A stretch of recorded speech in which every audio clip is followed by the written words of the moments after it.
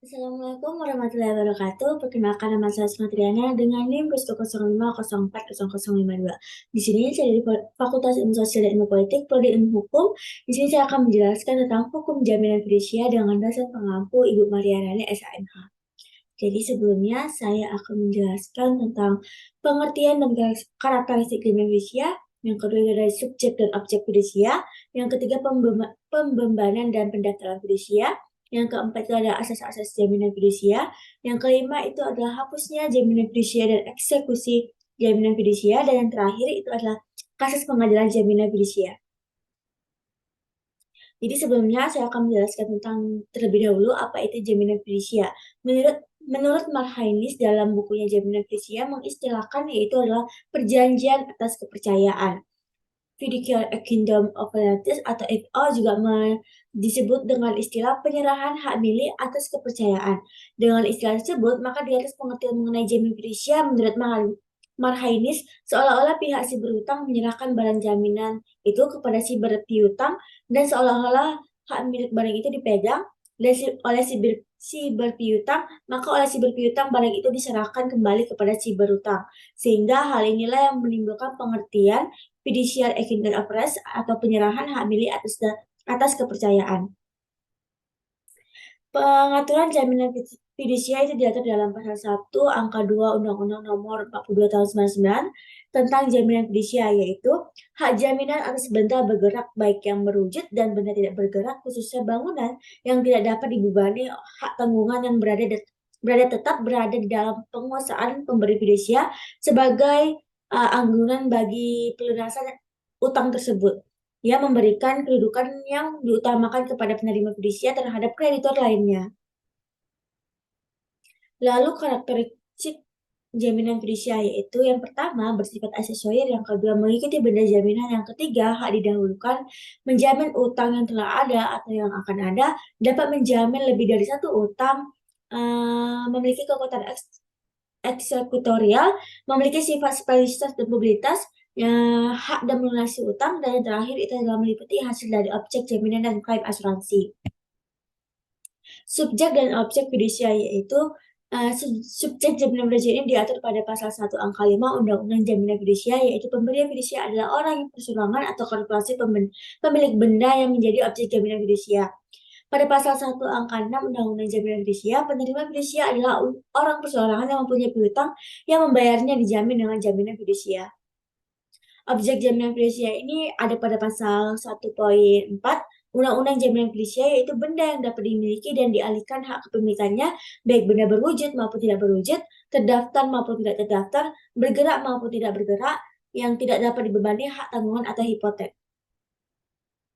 Pembebanan dan pendaftaran fidusia yaitu pembebanan jaminan fidusia diatur dalam ketentuan pasal 4 sampai pasal 10 Undang-Undang Nomor 42 Tahun 99 tentang jaminan fidusia, yaitu kewajiban pendaftaran benda jaminan fidusia sesuai dengan ketentuan dalam pasal 11 ayat 1 menyatakan bahwa benda yang dibebani dengan jaminan fidusia ini wajib didaftarkan jaminan fidusia dilaksanakan di tempat kedudukannya pemberi fidusia, dan pendaftarannya mencakup benda baik yang berada di dalam maupun di luar wilayah negara Republik Indonesia untuk memenuhi asas publisitas sekaligus merupakan jaminan kepastian terhadap kreditor lainnya mengenai benda yang telah dibebani oleh jaminan fidusia.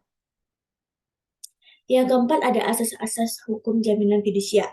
Yang pertama, kreditur menerima fidusia berkedudukan sebagai kreditur yang diutamakan. Yang kedua, jaminan fidusia tetap mengikuti benda yang menjadi objek jaminan fidusia dalam tangan siapapun benda tersebut berada. Yang ketiga, jaminan fidusia merupakan perjanjian ikutan yang lazim disebut asas aserioritas. Yang keempat, jaminan fidusia dapat diletakkan atas hutang yang baru akan ada, dan pemberian jaminan fidusia akan tetap menguasai benda jaminan, harus mempunyai itikat baik, dan yang terakhir itu adalah jaminan fidusia mudah dieksekusi.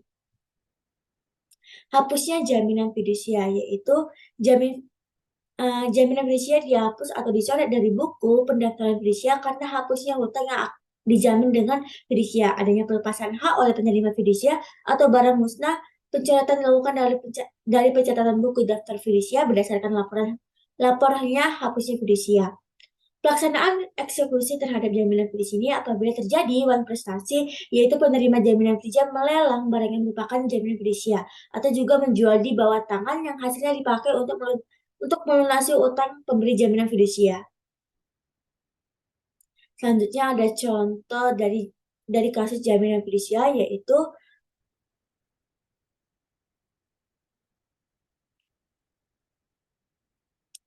permohonan kredit dengan pihak bank perkreditan BPR atau Kepri-Bintan dalam bentuk pinjaman berjangka untuk tujuan menggunakan kredit pemilik mobil atau KPR dengan melampirkan persyaratan yang diminta oleh pihak BPR. Akhirnya permohonan kredit disetujui oleh pihak BPR Kepri-Bintan. Terdakwa Triwayuni menandatangani dokumen berupa surat perjanjian kredit dengan Riau Rismantono bertindak untuk atas nama-nama PT BPR Kepri Bintan, surat jaminan fidusia aplikasi permohonan kredit, data fasilitas kredit baru pembelian, penilaian kredit surat susulan memo persetujuan kredit, permohonan pencairan kredit, surat pernyataan dan kuasa. Bahwa di dalam perjanjian kredit yang dilakukan oleh terdakwa Triwahyuni dengan Rio Rismantoro bertindak untuk atas nama pihak BPR Kepri Bintan menjelaskan pinjaman kredit tersebut. Selanjutnya setelah terdakwa Triwahyuni menandatangani perjanjian terkredit dengan Rio Rismantoro bertindak untuk atas nama pihak BPR Kepri Bintan, dalam hal ini kredit pemilikan satu unit kendaraan bermotor berupa mobil, lalu mobil tersebut diserahkan kepada terdakwa Triuni. Selanjutnya mobil tersebut dibawa pulang oleh terdakwa Triuni. Selanjutnya pihak BPR yang diwakili oleh Rio Rismantono bertindak untuk dan atas nama PT Bank Perkreditan Rakyat Kepri Bintan membuat surat pinjaman fidusia ditandatangani oleh terdakwa selaku debitur yang dibuat oleh notaris dan didaftarkan pada kantor pendaftaran jaminan fidusia.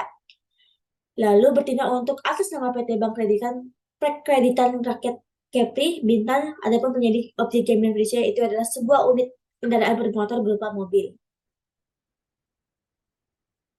Yang kedap itu memasuki acuan ke-8, terdakwa ini tidak melakukan wajib dalam melakukan kewajiban membayar asuransi atas kredit mobil setiap bulannya, yang akhirnya memasuki acuan ke-10, terdakwa ini sama sekali tidak melakukan pembayaran angsuran kredit sampai saat sekarang. Atas tunggakan tersebut, pihak kreditor bank BPRKP ini um, menyesuaikan kewajibannya memberikan surat peringatan. Lalu selanjutnya pihak bank melakukan upaya penarikan terhadap objek jaminan fidusia berupa satu unit mobil. Ternyata mobil tersebut yang dijadikan objek jaminan fidusia itu tidak berada pada penguasaan terdakwa atau Triwayuni. Oleh karena mobil tersebut telah disewakan atau direntalkan oleh suami terdakwa Triwayuni kepada pihak ketiga yaitu Ujang dengan biaya sewa dan tidak kembali mobil tersebut tanpa tujuan tertulis terlebih dahulu dari penerima fidusia atau pihak BPR Kepri Bintan.